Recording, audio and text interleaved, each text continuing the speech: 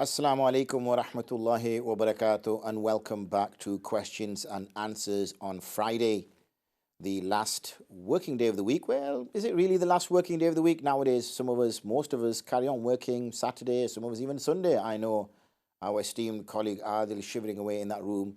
I know that sometimes he heads off to Reading or this place or the other place, setting up cameras and doing some recordings. I don't think there's anything planned for this weekend. But he's done that in the past, and I know I do quite a lot of my consultancy work as well on the weekend.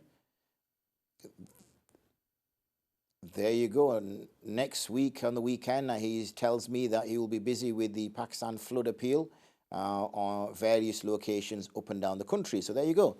And similarly with me, because I do a lot of teaching on the weekdays and also spend a lot of time in the gym, I use my weekends to do quite a lot of my consultancy work. So again, even though we say Friday is the end of the week, working week, maybe the working week in the 9 to 5 sense, yes.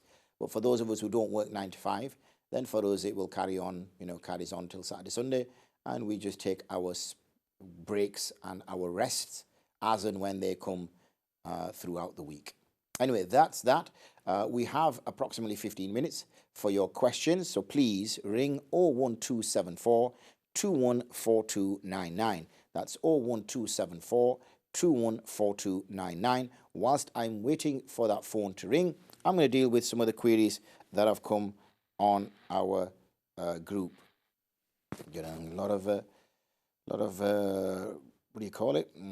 Miscommunication, whatever it is on the EU mic. It's got better now. So I think I've dealt with all the ladies group. Yes, I have. We're now going to jump across to the gents group. Okay.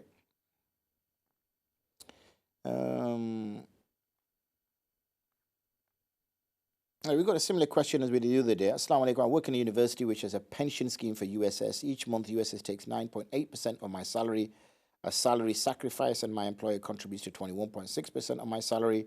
The two benefits I will get after the age of the retirement will get one-off cash lump sum and a guaranteed income for life. If I do not want to contribute, I can withdraw and use will stop taking 9.8 of my salary each month. My question is is this type of pension permissible in Sharia to take such benefits, because the benefits I will get are for the lifetime after my retirement. So if any person lives longer, she can receive even more money than contribute by him, her, and employer.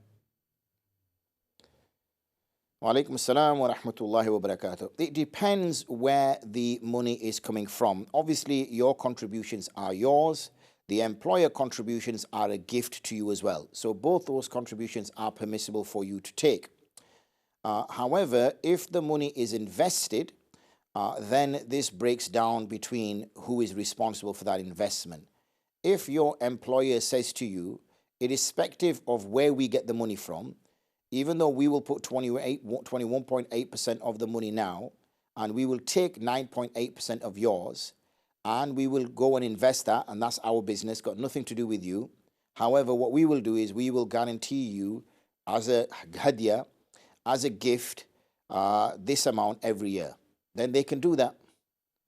They can say, we guarantee you this amount every year. That's their choice. So even if you've only given £500 and they end up giving £10,000, so you're getting 10,500 every year, yes, you've only contributed 500, but they said that they will give you this amount every year.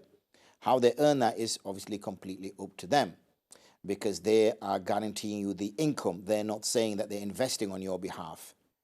So there is no issue with that. But again, you'd have to look at in terms of the investment structure and how that works. Next question is here. Oh no, that's done. There you go. Assalamu alaikum wa rahmatullah. If a lady apostates and reverts to Christianity, what is the status of her marriage with her Muslim husband? If a lady apostates and reverts to atheism and any other sect minus Christianity, what is the status of her marriage with her Muslim husband? Assalamu alaikum wa rahmatullahi wa barakatuh. If a lady leaves Islam and converts to Christianity, and she practices Christianity, so theologically she believes in Christianity and she practices Christianity, and when we speak about Christianity, we are particularly talking about the Catholicism and the other Christianity which has gone out of my head again. I was supposed to look this up and I forgot to look this up as well, which you see when you visit Philistine, and you see that Christianity practiced in areas within Russia, then the nikah will still be valid. If, on the other hand, she chooses atheism or some other religion or a more modern form of Christianity, which has no resemblance whatsoever to Christianity theologically and also in practice, but people just say, I'm Christian, for example, like Church of England, which has very little now to do with Christianity in terms of ritual practices, ritual acts of worship, and things of that nature, then obviously her nikah will become void. Assalamu alaikum wa ulama kiram. I hope you're well. I wanted to ask, will inflation be taken into account when borrowing, lending money? If a person borrowed money a long time ago and with inflation going up to such an extent that the value of that money near doubles, can that be added or will it be fall under riba? Wa alaikum assalam wa rahmatullahi wa barakatuh. Money is considered like gold and silver, and it is a separate legal tender. So in that sense, if it's 500 pounds of gold, if it's 500 pounds of money, then in 10 years that person would have to give you 500 pound in money. Like if you borrow 10 grams of gold from somebody now, and then you give, in 10 years you give back 10 grams of gold. So the amount in the case of money is a figure, is a value, and the amount in terms of gold is a weight. So that is fixed. That cannot increase or decrease. If you were to give more in return to it, then this would fall under riba. So that needs to be understood. Assalamu alaikum. I hope you're well. I wanted to ask about making an investment and whether the profit is considered as riba. If I deposit a sum of money into an investment fund and they then invest that money into various stocks, shares, property, gold, oil, all halal, with a guaranteed return of certain percentage, the money deposited and in profit can take at any time you wish with some notice. Is the return considered as riba? Wa alaikum assalam wa rahmatullahi wa barakatuh. As you are investing this money into stocks, shares, property, gold, etc., I'm unsure how you can have a guaranteed return. How can you have a guaranteed return? Because stocks go up and they go down. Shares go up and they go down. The price of property, I know, tends to go up, but it can go down. And also gold and oil tends to go up, I agree, but it can also go down. So there's no way someone can guarantee you that it will go up or go down. So that's something which I'm unsure about, because I can't see how they can guarantee you that. It would have to be that your investment goes up or down. So I'm not really getting that. Okay, I can't see how this will work. Assalamu alaikum wa rahmatullahi wa barakatuh. Mufti Amjad Sahib, what is the reason for Surah Tawbah being the only surah that doesn't begin with Bismillah? Wa alaikum assalam wa rahmatullahi wa barakatuh. Due to the severity of this surah, due to the warning that Allah subhanahu wa ta'ala and the Prophet alayhi salatu was giving to the kuffar of Quraysh, and the subsequent punishment that will be meted out, that will be given out to them, there was no need for Allah subhanahu wa ta'ala to put any words of rahmah, any words of compassion, any words of mercy, any words of peace. And as we know, when we look at the tasmiyah, it says Bismillah, Ar-Rahman and Ar-Rahim. And both root letters of Ar-Rahman and Ar-Rahim are Rahamim, which obviously speaks about Raham, which speaks about the compassion, mercy, kindness, and things like that. So it would be at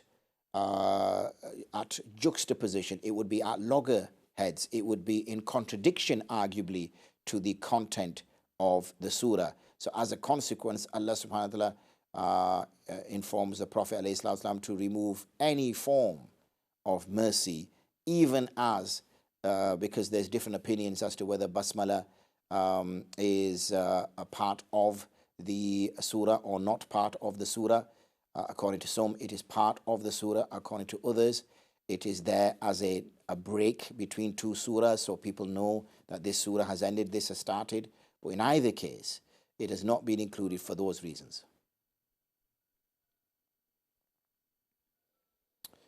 Assalamu alaikum wa rahmatullahi wa barakatuh, Mufti Sahib. Hope all is well. Mufti Sahib, when one goes for Umrah on a sharing package, sometimes they try to make you stay with another family and so forth, if you are with your own wife or your own mother, etc. So instead of being with the same gender room together, sometimes they try to make you stay with another family and so forth, if you are with your own wife or your mother, etc., instead of being with the same gender in a room together. Is this permissible? Wa alaikum assalam wa rahmatullahi wa barakatuh. I'm not sure I fully understand what you're asking. So let me answer it in this way. Obviously, we can share a room with those people that are of the same gender as us because we're sleeping. And when we get up to get changed, then as long as we do not show our aura, we can get changed. We could, it's not a problem. So that covers that. And there's no issue of potential lewdness and behavior of that nature. So we can share a room with the same gender. Can we share the room with women that we can't marry or women that we're married to? Well, obviously we can share the room with our wife, because I think that's the other part. I'm not sure, but khair, let me answer it like that. Can we be in the same room as our sister is there and our mother is there? Well, technically, yes, we can, because we are mahram to them. So again, as long as their aura and the aura of a mother and the aura of a sister is very different compared to the aura of an ajnabi woman, and again, there will be a bathroom for so technically there's no issue there if the need arises for whatever reason. So I think that's what you're asking me. So that's how I will answer that, inshallah. And that, alhamdulillah, brings our questions on our group, both the ladies group and the gents group, to an end, alhamdulillah. Just make double sure that nothing has sneaked past me whilst I was looking at that. And yes, all is good, alhamdulillah. So it's a good day all round, isn't it? Visit to a local school, received for the floods in Pakistan appeal, £500 plus. On top of that, we've dealt with our 2 queries, 1 phone call from our young student in Leicester. We've dealt with the ladies istiftah group, the Darul Iftah wal Qada group, and we've also dealt with all the questions on the gents group. Both groups are done. They will close in 4 minutes' time, so there will be no more questions for them to put up on there until the weekend is over and we reopen on Monday, inshallah. And also, there's no phones ringing as I can hear or can't hear, and I've not been told that there is a caller waiting. So therefore, I think we're close to wrapping up. But if you do have a question, I'm going to allow one more person right now to make a call. But when I say right now, it literally has to be right now. Because if it's any later than the next 30 seconds, then it's not going to be possible. Whilst we wait for that potential caller, what are my plans for tomorrow? Well, my plans for tomorrow, Saturday, is that I will be, inshallah, being invited to go to Masjid Nur al-Islam, which is in Bradford 7, not too far from where we are, in which the people who went on the trip to Masjid al-Aqsa will be all getting together. It will be a public event, open to members of the public, so they can also attend. And I've been asked to attend by Maulana Ismail Banasab, just to speak about my experiences from a scholarly perspective of how I found the trip, what were the learning opportunities for me, what was my takeaway message, and also what I learned whilst I was there. So I will hopefully be given a 5-10 minute slot just to speak on those particular issues. There will be obviously other members there. I think in total there was about 53, 54 of us. So there will be opportunity for others to also mention their experiences. And that is after Maghrib, which will be just after 7 p.m. in Nurul Islam, Masjid Nurul Islam in Bradford, BD7, until Isha. Not sure what time Isha is. And then I've been told that there is food being served afterwards. So we can't miss that, can we? I mean, can't miss the bayan, obviously. Anyway, your chance to call has clearly gone because I gave 30 seconds and I've used up more than a minute and a half. So we only have several seconds left, which is not enough time to call in. So please don't call in now. You will be disappointed. Wait now until next week when one of Hazrat Saab is here answering your questions and queries. And inshallah, I will be with you on Wednesday. So till then, till I see you again on Wednesday, have a good weekend, have a safe weekend, have a blessed weekend, and I look forward to seeing you all next week. Assalamu alaikum wa rahmatullahi wa barakatuh.